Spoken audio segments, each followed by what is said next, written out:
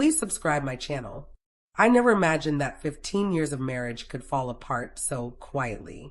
There were no loud arguments, no doors slamming, no big dramatic reveal. Just one quiet moment that divided my life into before and after. My name is Michael, and until that evening, I truly believed that being faithful meant showing up every day and putting in the effort. Sarah and I met when we were in our mid-20s. She was smart and graceful in a natural way, the type of woman who made any room feel more welcoming. I was reliable and steady, the kind of guy who always planned things out. We complemented each other well. At least, that's what I kept telling myself for years. We created a life that looked solid from the outside. A comfortable home in a peaceful suburb of Charlotte, North Carolina. 2 dependable cars and daily habits that felt secure. I took care of most of the money matters. She organized most of our social plans. We weren't flawless, but we worked, and I thought that was enough. Over time, working became all we had. It didn't happen suddenly, it never does. Our talks turned into quick updates. Physical closeness happened by accident. Evenings became separate routines on opposite sides of the sofa. I noticed the change, of course, but I convinced myself that marriage wasn't meant to stay thrilling forever. That kind of excitement was just a dream for people who didn't understand real commitment. Sarah began to change first. She bought new outfits, spent more time on her phone, and stayed out later with friends I hardly knew. When I asked about it, she would smile and say she was simply rediscovering herself. I didn't press the issue. I didn't want to seem like the jealous husband who doubted his wife's freedom. I thought trust meant giving her room to breathe. One Thursday afternoon, as I finished some work emails, Sarah walked by looking more put together than she had in years. Nothing over the top, just thoughtful. Her hair was styled, makeup carefully done. The kind of effort that stands out without needing to announce itself. I asked where she was headed. She paused, as if the question surprised her, then answered lightly, "Out to dinner." "With who?" I asked. She shrugged. "A friend." That simple word felt heavier than usual. I watched her grab her purse, glance at her phone, and walk out the door. No goodbye kiss, no further details. The door shut gently behind her. If you've ever felt that subtle shift when something seems off but you can't prove it yet, please hit the like button so this story can reach others who have felt that same quiet unease. She didn't return until after 10 o'clock. By then, I wasn't mad. I was wide awake and watchful. Sarah came in looking relaxed, almost lighter than she had in months. She slipped off her shoes and asked if I had eaten. I said yes. We stood there, 2 people sharing the same space, but not sharing honesty. That night, she fell asleep quickly. I did not. The next morning, I checked our shared calendar, a habit from years of planning together. There was a new entry added recently, labeled simply dinner. No names, no extra information. That's when it hit me. She hadn't really tried to hide it. Or maybe she didn't feel she needed to. I didn't confront her right away. I wanted to be certain. Over the next week, the same pattern continued. Late evenings, unclear answers, a growing distance that felt deliberate. Then I found a restaurant receipt in her car. It was for a romantic place, expensive with candlelight. Not the sort of spot you pick for a casual meal with a friend. When I finally asked her straight out, Sarah didn't deny anything. She looked weary, almost uninterested, and said, "It was just dinner. You're making too much of it." If you were in Michael's shoes, what would you call this behavior? Share your answer in the comments.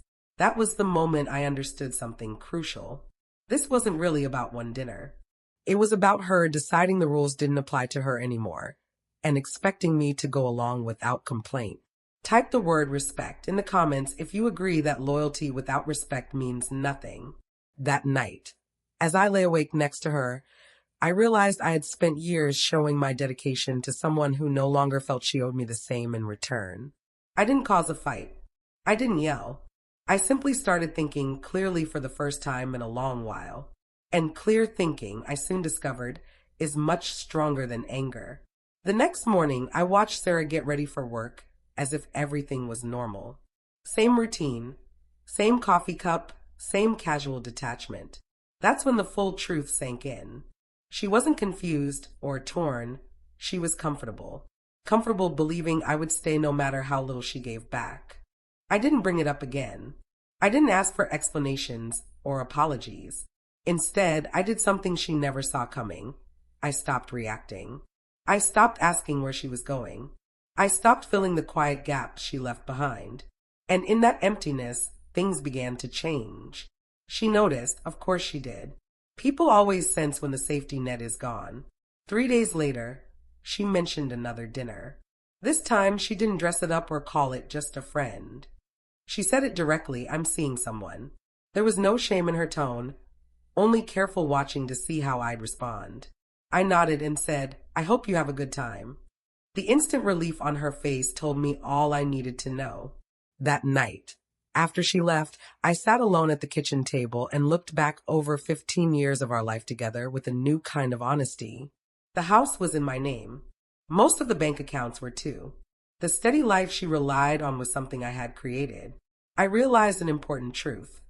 Commitment doesn't mean accepting disrespect.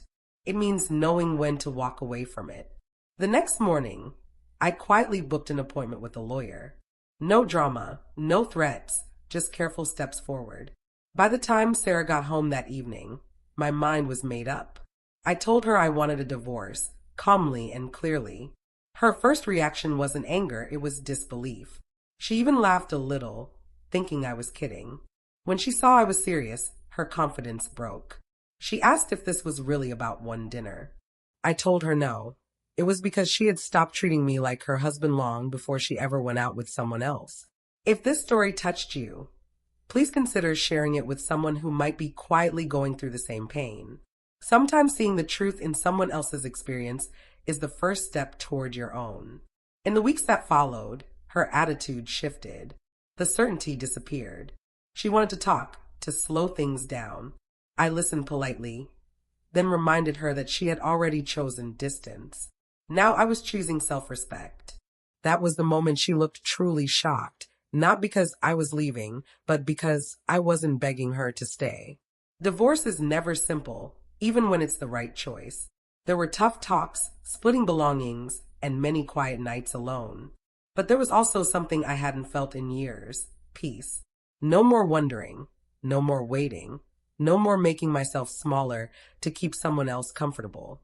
Months later, I heard from mutual friends that the new relationship she left everything for didn't work out. That news didn't make me happy, it simply brought closure. By then, my life was no longer defined by her decisions. What would you have done differently if you were in Michael's place? Let's have a respectful conversation in the comments. Different viewpoints are welcome here. 15 years taught me many lessons, but the biggest one was this. Love that asks you to erase yourself isn't love, it's surrender.